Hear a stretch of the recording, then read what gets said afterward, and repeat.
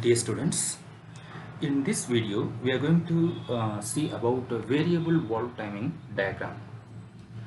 Fixed valve timing has been a standard feature of all engines until relatively recent times. The valves opened and closed at a fixed period in relation to crankshaft position or rotation at all engine speeds and loads. When the inlet and exhaust valve timing is fixed, the timing is not suitable for all engine operating speeds and loads. So there is increase in use of mechanisms to provide variable valve timing, so VVT. The variable valve timing system alter the valve timing to suit engine speed and load conditions. Although systems are purely mechanical based systems, most modern systems make use of the electronic engine management system to regulate the mechanical actuation of the changes to the valve timing. A petrol engine has to operate at varying engine speeds from idle, typically uh, 750 rpm through to high speeds up to 7000 rpm and above. So the engine will have valve timing more suitable for one particular engine speed, which is generally at around 50 percentage to 60 percentage of engine's maximum speed. Therefore, the variable valve timing results the increased combustion efficiency at the selected engine speed. Okay. Variable valve timing optimizes the overlap period during the engine operation, and it allows the different overlap periods to be used at different engine speeds. Practically, VVT systems are used to enable good power or torque to be achieved over the whole engine speed range, but the added benefit of valve overlap is to facilitate the mixing of some exhaust gas with the fresh charge of air. Therefore, the combustion temperature and NOx emissions are reduced. Okay, let us see for variable engine speeds. First thing is for slow engine speeds.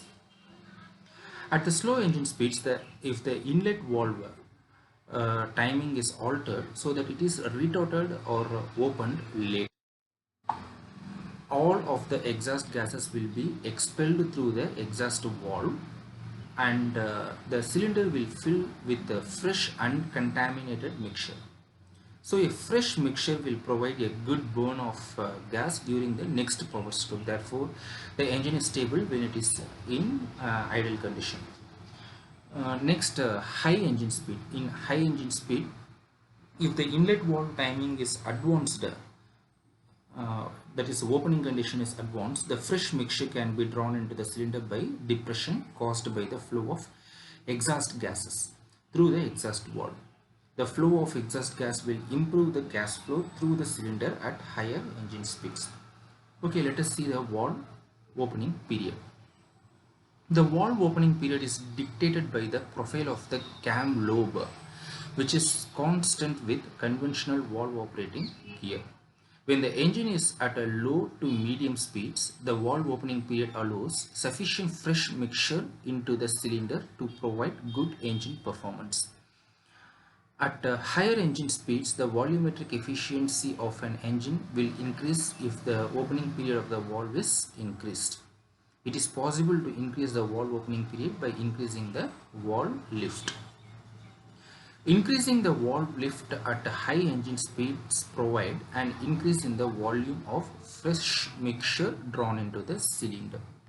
So it results an increase in engine power. So let us see the advantages of variable valve timing. It allows to recirculate internal exhaust gas.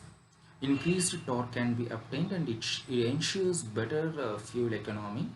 It reduces nitrogen oxide, and hydrocarbon emissions can be controlled. So this question may be asked in 13 marks in Anna University examinations in first unit of automobile engineering subject. So you have to draw this valve timing diagram, variable valve timing diagram, and you have to explain at the various engine speeds. So prepare well. Thank you.